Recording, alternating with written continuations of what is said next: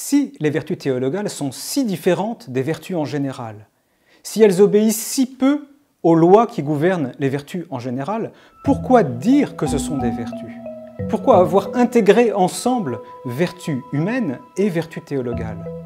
Ça aurait été beaucoup plus simple de diviser les deux. On aurait mis la morale d'un côté, avec les vertus humaines de prudence, de justice, de force, de tempérance, et puis on aurait ouvert un autre chapitre sur notre relation à Dieu, foi, espérance et charité. Pour rassembler tout cela en un seul édifice, il a fallu faire un effort.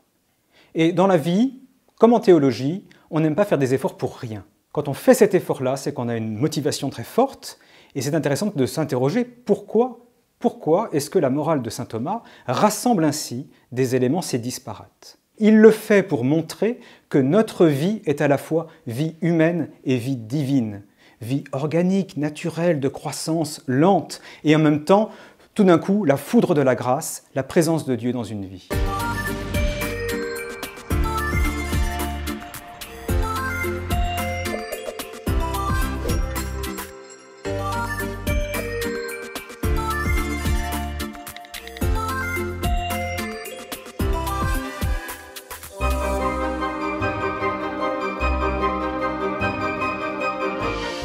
Il s'agit d'abord, et c'est le premier enjeu, de mettre en lumière la finalité propre de la vie chrétienne. La tradition chrétienne a assumé l'héritage grec qui voit dans la philosophie d'abord la recherche des chemins de l'accomplissement humain, la recherche du bonheur. La tradition chrétienne assume cet héritage, mais attention, donne à l'idée du bonheur un contenu parfaitement spécifique et tout à fait propre aux chrétiens. Les chrétiens ne parlent pas du bonheur en général, ils ont un nom propre pour ça, et c'est la béatitude. Connaître Dieu, voir Dieu, vivre en lui, avec lui, de lui, par lui. C'est là que le chrétien identifie la finalité ultime de son existence. C'est là qu'il identifie finalement la source du bonheur véritable dans laquelle il trouvera son parfait accomplissement, la béatitude. Le chrétien sait que Dieu seul peut répondre aux aspirations les plus profondes du cœur de l'homme. Ton amour vaut mieux que la vie, chante le psalmiste, comme par un festin, je serai rassasié. Si le chrétien aspire à voir et à connaître Dieu, et que c'est là le but ultime de son existence, c'est que les vertus théologales, les vertus qui se rapportent à Dieu, vont jouer le rôle de fondation pour tout l'édifice moral. Alors bien sûr, un chrétien va vouloir, par exemple, maîtriser les appétits de la chair, cultiver la vertu de tempérance pour être libre à l'égard des appétits charnels. Très bien, tous les chrétiens vont mener ce combat-là, chacun à sa manière.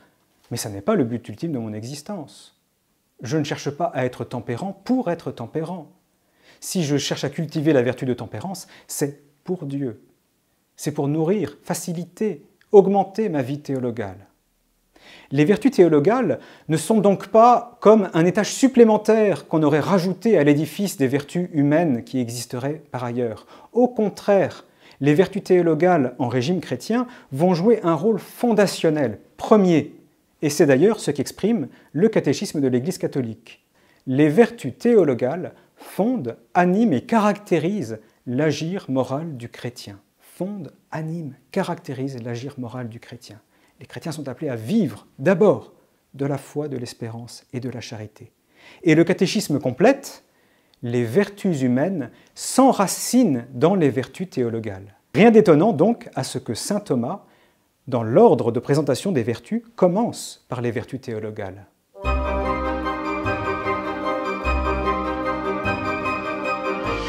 Deuxième chose, en reprenant à son compte l'éthique grecque des vertus, la tradition chrétienne va assumer que la question morale par excellence, c'est la question du caractère, la formation du caractère.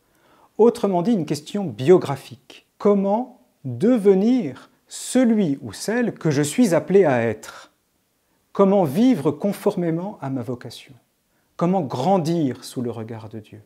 Et comme l'éthique grecque des vertus fournit des modèles, des exemples, on a parler du guerrier valeureux, on peut parler du sage stoïcien, eh bien la tradition chrétienne va aussi nous fournir des modèles à imiter, des modèles de vertu. Et ces modèles, nous en avons une foule innombrable. Ce sont les saints, rassemblés autour du modèle par excellence qui est Jésus-Christ. Oui, il y a bien un caractère propre aux chrétiens. Et par imitation, nous allons conformer notre vie à ces modèles que nous offre cette foule innombrable, les saints rassemblés autour du trône de l'agneau. En mars 2022, on lisait dans les colonnes du journal La Croix une tribune d'Éric Morin, avocat des parties civiles au procès de l'attentat de Saint-Étienne-du-Rouvray qui a coûté la vie au père Hamel. Un procès hors norme, pendant lequel les parties civiles ont bouleversé la cour. Roselyne Hamel, Monseigneur Lebrun, à plusieurs reprises, ont manifesté en actes une active charité à l'égard des accusés et de leurs familles. Maître Morin écrit « Tous les acteurs de ce procès hors norme, de l'escorte policière aux juges en passant par les avocats et les procureurs antiterroristes, ont été littéralement saisis par ces moments. Moments de grâce, assurément. Ce qui s'est manifesté à ce moment-là, c'est une manière particulière de vivre. Une manière de vivre qui tient sa particularité d'une relation vivante à Dieu.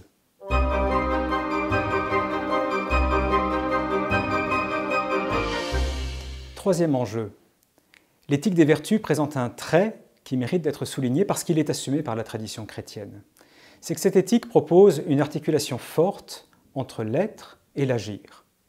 Comme dit le dicton, c'est en forgeant qu'on devient forgeron.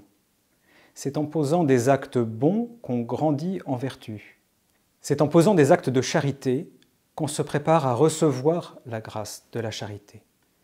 Nous ne sommes peut-être pas seulement ce que nous faisons, mais pour apprendre à connaître quelqu'un, c'est plutôt un bon point de départ que de l'observer agir, de voir ce qu'il fait. Parce que ce que nous faisons transforme ce que nous sommes. Ce que nous faisons a un retentissement, un impact sur ce que nous sommes. Et en sens inverse, ce que nous sommes a un rejaillissement dans nos actes, une expression dans nos actes. Nos actes sont l'expression de ce que nous sommes. Alors, pas seulement, je sais bien, il peut nous arriver d'agir de manière aberrante, d'agir de manière absurde, mais il n'est pas possible d'agir habituellement de manière aberrante. Si nous agissons habituellement de manière aberrante, c'est que, en fait, nos actes ne sont pas aberrants, mais qu'ils sont bien l'expression d'un vice que nous avons, par exemple, laissé développer en nous. L'éthique chrétienne des vertus assume cette exigence de cohérence entre l'être et l'agir.